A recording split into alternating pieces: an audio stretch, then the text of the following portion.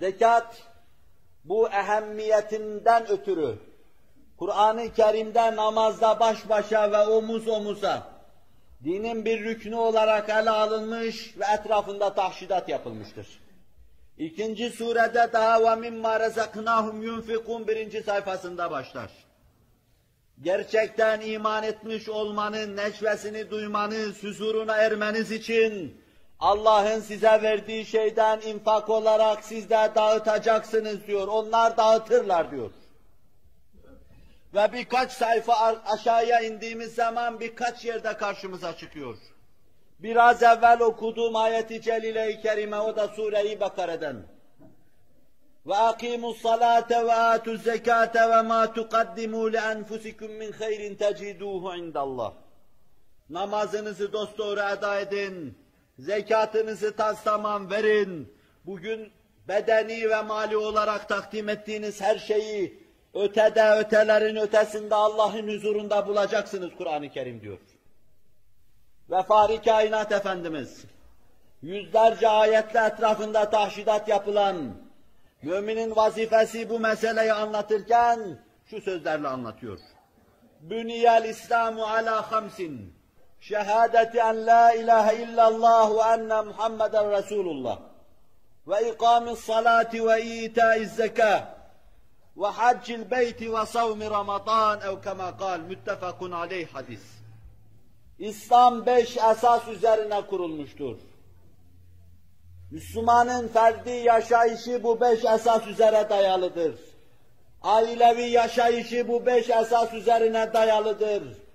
İçtimai hayatı bu 5 kaide üzerinde yükselir. Bu 5 esas olmadığı zaman ne ferdi, ne ailevi, ne de içtimai bir İslamiyet yoktur, arızalıdır. Mail-i inhidamdır, her an yıkılmaya müheyyadır. Cenab-ı Hak muhafaza buyursun veya içinde bulunduğumuz çukurdan bizleri halas eylesin. Şehadeti en la ilahe illallah. İslam'ın şart-ı evveli, rüknü evveli Allah'ın mabudu mutlak olduğuna şehadet etmek. Zihinleri Allah'tan gayri her şeyden temizlemek. Kalpleri Allah'tan gayri her şeyden temizlemek. Allah'a bağlanmak ve Allah'tan uzaklaştırıcı her şeye sırtını dönmek. Hz. Muhammed Aleyhisselatu Vesselam'ın bu vadide hakaiki talimci olarak en birinci mevkii, en mualla mevkii ihraz ettiğini itiraf etmek. Eşhedü enne Muhammeden abduhu ve resuluhu demek. Allah'ın en şerefli kulu, kullukta zirveye ulaşan kulu ve Allah'la bizim aramızda elçisi, Miraç'ta arzularımızı Rabbimize ulaştıran, ayan beyan gören ve konuşan, Rabbimizin emirlerini bize getiren, o ziyafet sofrasından bizim de istifademizi temin eden şan-ı yüce Nebim. Cenab-ı Hak isrinde yürümeye, devam etmeye bizi muvaffak kılsın. Ve ikamis salati 2. esas. Namazı dosdoğru yerine getirmek. Ve itaiz zekati, zekatı tamam vermek. Bunu ilk mektepte daha okurken anne ve babanızdan duymuşsunuzdur. Ramazan orucunu tamam tutmak, mevsimi zamanı geldiğinde haccı eda etmek. İslam bu 5 esas üzerine, 5 kaide üzerine kurulmuştur. Her birisinin tekeffül ettiği nimetler, ihsanlar ayrı ayrıdır. Hepsi bütünüyle yerine getirildiği zaman biz inşallah içtimaiden beklediğimiz semereyi o zaman alacağız. Ve yine Fahri Kainat Efendimiz buyuruyor.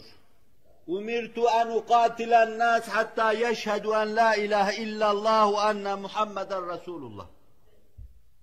Ben insanlarla cihat ve kıtale emrolundum. Savaşa emrolundum. Allah'tan başka mabudu mutlak olmadığını itiraf edecekleri ve benim peygamberliğimi ifade ve itiraf edecekleri ana kadar cihatla emrolundum. Ve ekamus salâ ve âtâuz zekâh. Namazlarını dosdoğru kılıp zekatlarını verecekleri ana kadar ben cidalle emrolundum.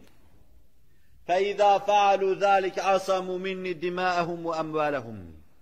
Bu dediğim şeyleri yaparlarsa mallarını ve canlarını korumuş olurlar. İlla bi hakkil İslam ve hesabuhum alallah. İslam'ın hakkı vardır zekatın üstünde veya altında. Onun üzerinde sonra duracağım. Hesapları Allah'a aittir. Vazifelerini içten ve gönülden tamam eda ettiler mi? Yoksa namaza münafıklar gibi gelip zekatı münafıklar gibi mi ödediler? Bu mevzudaki hesap Allah'a aittir. Nahnu nahkumu bizzahir. Secde eden her alına biz hakikat gamzediyor nazarıyla bakar.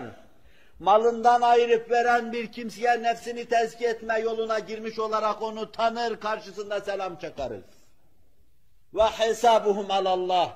Ledünniyatlarına dair hesaplarını Allah görecektir, o Allah'a aittir. Bu büyük rüknün etrafında görüyorsunuz ki, ayat-ı beyinat ve ahadis-i nebeviye aleyhissalatu vesselam tahşidat yapıyor.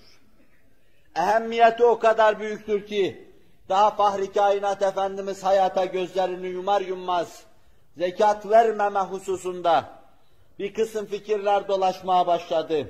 Derken vermeyenler zuhur etti. Ve Hazreti Ebu Bekir bunu bir irtidat, bir başkaldırma saydı, isyan saydı. Efendimiz sallallahu aleyhi ve sellem vefat edince, o güne kadar amiller herkesten zekatı alıyorlardı. Bir kısım kimseler, mesela Beni Hanife gelip, Hazreti Ebu Bekir'e müracaat ederek dediler ki, bizi zekattan muaf tutunuz. Yemame'den bir ses yükseldi. Necid'den bir ses yükseldi. Cuhfe'den bir ses yükseldi ve gelenler bizi zekattan muaf tutun diyorlardı. Efendimizin müminleri dahidariden vefatı. Bir bakıma noktayı istinadın, dayanak noktasının gitmesi manasına gelen Efendimizin vefatı, ciddi hadiselere mukavemet etme gücünü bırakmıyordu sahabide. Onun içindir ki Hazreti Ömer, o ana kadar anladığı anlayışıyla Hazreti Ebu Bekir'in karşısına çıkıyor.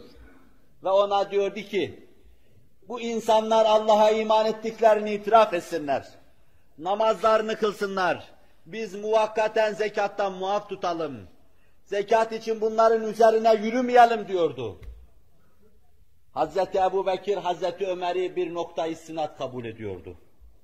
Onunla beraber yürürken kendini emin sayıyordu. Yanında böyle emin bir veziri bulunduğundan kendini bahtiyar sayıyordu. Kendi vezirinden de itiraz sesi yükseliyordu adeta. Onun için ona fiilen cevap verdi. Atını çektirdi oraya ve atına sıçrarken şöyle diyordu. Vallahi diyordu, Fahri Kainat Efendimiz döneminde ve devrinde keçinin boynundaki bir ip veriliyor idiyse şayet ve şu anda buna karşı bir kıyam var ise şayet, bu ipin verilmesi için dahi ben cihad ilan ederim onlara karşı. Hazreti Ömer bu işten dönüş olmadığını anlayınca Hazreti Ebu Bekir'e uyuyordu. Hudeybiye'deki içtihat hatasından ötürü nedamet ettiği gibi sonra bunu da bize şöyle anlatıyor. Vallahi o meselede ben yanılmıştım. O öyle bir meseleydi ki Allah Ebu Bekir'in kalbine onu ilham etti de doğru düşündürdü. Ömer bu durumu böyle itiraf ediyor. O gün fitnenin burnunun kırılması gerekiyor. Fahri Kainat Efendimizin usul ve furu olarak İslam'a ait bıraktığı her şeyin pratik hayatta yaşanması gerekiyor. Ebu Bekir bu mananın cihadını veriyordu. Bütün sahabe-i kiram Ebu Bekir'in ilhamına dem tutmuş. Bidayette anlamadıkları bu şeyi anlar hale gelmiş. Ve onun koştuğu her vadide arkasından koşmuş, İslam'ın etrafında tahşidat yapmışlardı. Fitnenin burnu kırıldı. İrtidat yerle bir edildi. O devre ait içtimai yapı en kuvvetli kaideler üzerine oturdu. Ve 20 sene gibi kısa bir zamanda cihanın iki büyük imparatorluğunu içtimai, iktisadi ve askeri olarak dize getirdi. Onlar üzerinde hakimiyet ve sulta kurdu. Biz tarihin şehadetiyle müminlerin pratik hayatlarında bunu görüyoruz. Ta Roma önlerine kadar uzanan koskocaman bir imparatorluk, Müslümanların Fatih orduları karşısında haraca ve cizyeye bağlanıyordu. Hristiyanlar Müslümanlığın siyanet ve himayesi altına giriyordu. 2000 senelik mazileriyle, mefahirleriyle iftihar eden İran'ın ateş kederleri Müslümanlığın himayesi altına giriyordu. Müslümanların karşısında hiçbir ordu tutunamıyordu. Ve gittikleri yerde de içtimai yapıyı kuruyor, iktisadi yapıyı kuruyor, askeri gücü kuruyor. Maddeten ve manen hakimiyet tesis ediyorlardı. Bu mesele tamam anlaşıldı. İlk son zekat üzerinde münakaşa yapıldı.